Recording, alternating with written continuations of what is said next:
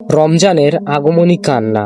মাহে রমজান, চাঁদের এক ফালি আলো যখন আকাশে ভেসে ওঠে, তখন মুমিনের হৃদয়ে কেঁপে ওঠে এক অদ্ভুত আনন্দে। মনে হয় আল্লাহ আরেকবার সুযোগ দিলেন, আবারও ফিরে আসার দরজা খুলে দিলেন। রমজান মানে রহমতের ছায়া, রমজান মানে গুনাহ মাপের আবেদন, রমজান মানে চোখের পানি ভিজে যাওয়া একটি সেজদা। এই মাসে নাজিল হয়েছে পবিত্র কুরআন, মানবজাতির জন্য হেদায়েতের আলো। যে কিতাব অন্ধকার হৃদয়কে আলোকিত করে, ভাঙা মানুষকে শক্ত করে গড়ে তোলে। সেহেরি নীরব রাত, চারপাশ নিস্তবতা, শুধু দূরে মসজিদের মাইকের ধ্বনি। সেহেরি খেয়ে নিন, মা সন্তানের জন্য খাবার গরম করছে, বাবা চুপচাপ দোয়া করছে, আর ঘুম জড়ানো চোখে আমি ভাবছি এই রোজাটা যেন আল্লাহ কবুল করেন। কত মানুষ ছিল গত বছর আমাদের সাথে সেহরি খেয়েছে, আজ তারা কবরের অন্ধকারে। তাদের জন্য রমজান এখন শুধু স্মৃতি হয়ে থাকবে। হতে পারে আমাদের জীবনে এটাই শেষ রমজান। রোজার ক্ষুধা লুকিয়ে থাকা শিক্ষা।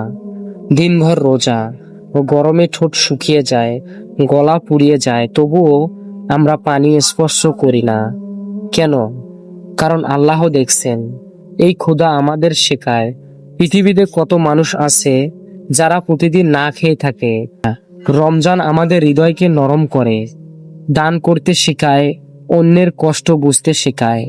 ইফতারের সময় আজানের সেই মুহূর্ত, আল্লাহু আকবার, এক গ্লাস পানি মুখে দেওয়ার আগে মনে হয় এটা শুধু পানি নয়, এটা আল্লাহর পক্ষ থেকে রহমত। রাসূলুল্লাহ সাল্লাল্লাহু আলাইহি ওয়াসাল্লাম বলেছেন, রোজাদারের জন্য দুটি আনন্দ, একটি ইফতারের সময়, আরেকটি আল্লাহর সাথে সাক্ষাতের সময়। এই মাসে প্রতিটি দোয়া আকাশে উঠে যায় দ্রুত গতিতে। মায়ের দোয়া, বাবার দোয়া, সন্তানের কান্না, সব যেন কবুলের অপেক্ষায়। তারাবির কান্না ও কুরআনের সুর, রাতে মসজিদ ভরে যায় মুসল্লিতে। তারাবির নামাজে যখন ইমাম কোরআন তিলাওয়াত করেন, তখন মনে হয় আয়াতগুলো সরাসরি আমাদের জন্য নাজিল হচ্ছে। কখনো জান্নাতের সুসংবাদে হৃদয় ভরে ওঠে আশায়, কখনো জাহান্নামের আয়াত ভয়ে কেঁপে ওঠে আত্মা। শেষ দশক এলো, শুরু হয় আরেক অনুভূতি, লাইলাতুল কদরের সন্ধান।